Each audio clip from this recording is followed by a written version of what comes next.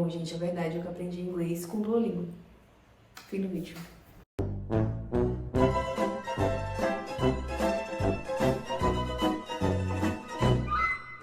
Eu tenho uma ofensiva de 850 dias no Duolingo.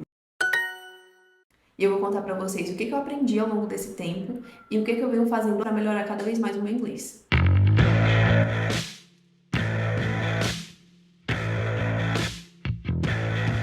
Bom, eu estudo inglês assim pra valer desde 2019. Eu nunca fiz cursinho de inglês quando eu era pequena, porque minha família realmente não tinha condições. Eu vi algumas aulas ali na escola, mas quem é estudante de escola pública sabe que não abrange muito além do verbo to be. Mas em 2019, quando eu já estava na faculdade, me surgiu uma super oportunidade de estudar no projeto de capacitação na área de tecnologia. Foi onde eu consegui fazer minha transição de publicidade para UI UX design. Mas esse papo fica para um outro vídeo. Mas o ponto aqui é, para eu tirar o máximo desse projeto que eu estava fazendo parte, era muito importante que eu começasse a aprender inglês. Logo nas primeiras semanas a gente já teve alguns workshops com pessoas de fora e era muito difícil entender o que elas estavam falando com o meu inglês de verbo to be. Foi aí que eu comecei a tentar fazer o Duolingo ali realmente como um primeiro esforço de alguém que estava tentando aprender. Esse projeto que eu fui aluna lá em 2019 chama Apple Developer Academy. É uma iniciativa da Apple em parceria com várias instituições ao redor do mundo e hoje eu sou professora nesse projeto. E agora, como professora, vendo muitos desses workshops pela segunda vez, eu consigo ver que eu, com aquele meu inglês de verbo to be, não conseguiria aproveitar nem 20% do que aquelas pessoas estavam falando. Porque acabava sendo um pouco incômodo pra mim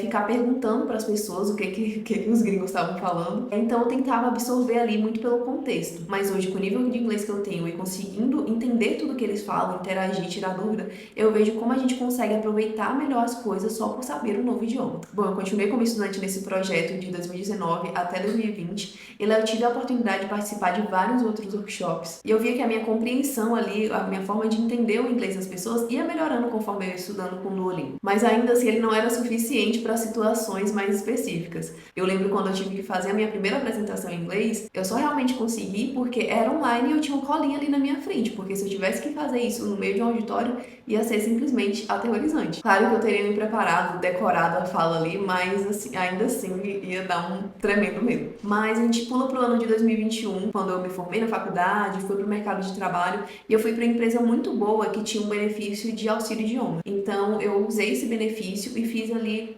praticamente um ano em uma escola de idiomas. E continuei fazendo Duolingo e misturando também com outros apps. Eu fui entendendo como que o meu aprendizado funcionava. Eu acho que isso é o crucial quando a gente fala de aprender alguma coisa. Você precisa entender como que você aprende da melhor forma. E o que eu senti depois de um tempo na escola de idiomas é que aquele método de ficar repetindo as frases ali na aula só a cada 2 semanas não ia funcionar muito bem pra mim. Então eu ia complementando com Duolingo e outros apps que eu fui achando ao longo do caminho. E depois de um tempo eu decidi sair dessa escola para continuar estudando e testando outros métodos sozinho. No meu caso, eu sou uma pessoa esquecida, minha memória não é muito boa.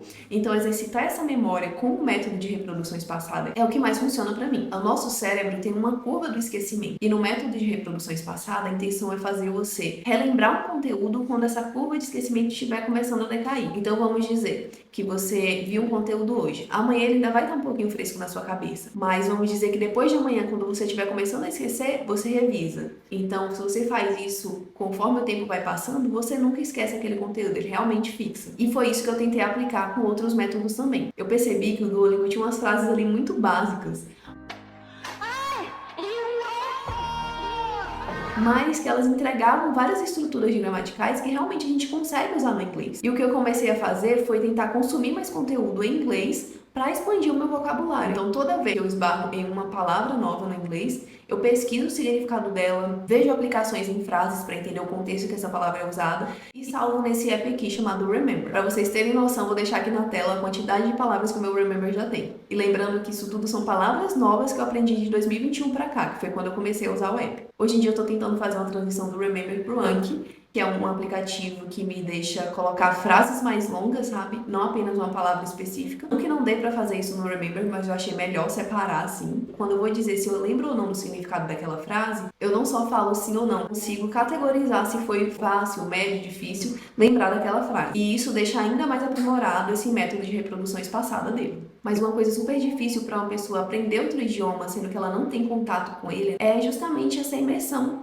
dentro desse idioma. E o que eu venho tentando fazer é criar o máximo de imersão que eu puder dentro do meu dia a dia. Então eu uso o meu celular, o meu tablet, o meu computador, tudo em inglês para eu ter contato ali com essas palavras. Além de músicas, podcasts, vídeos no YouTube, TikTok, eu tento sempre que possível ver séries e filmes em inglês também. Eu tenho feito é realmente treinar o meu algoritmo para ele me mostrar mais conteúdo em inglês e encontrar esses influencers, YouTubers, criadores de conteúdos gringos que eu gosto de acompanhar, porque a gente tem vários desses criadores na nossa língua nativa.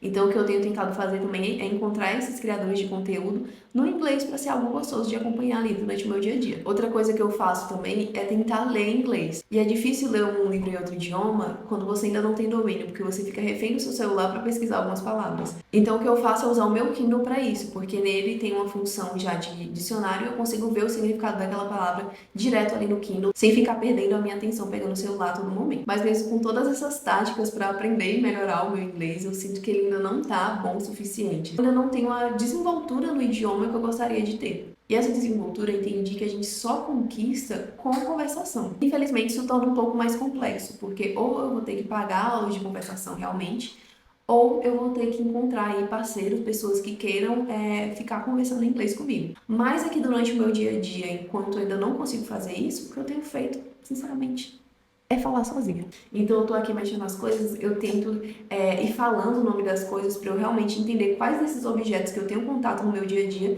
eu não sei o nome em inglês. Façam isso na cozinha que vocês vão ficar assustados. Como que fala colher em inglês? Faca, coador de café, espremedor de limão, liquidificador, panela, concha, tá vendo? É muito difícil. Mas o que eu faço nesse contexto? Eu tento ir pensando essas palavras e ir esbarrando realmente nas que eu não sei para eu colocar no meu app de flashcards e passar a dominar essas palavras também no meu vocabulário. O que eu tenho aprendido é que é muito importante nesse aprendizado de idiomas você reconhecer o que você não sabe. Porque quanto antes você ter noção de onde estão os seus pontos de ignorância, vai ser mais fácil de você entender como que você faz para contornar isso. Eu sigo usando o Duolingo, eu acho que ele é um app que super ajuda para quem quer começar a aprender um novo idioma.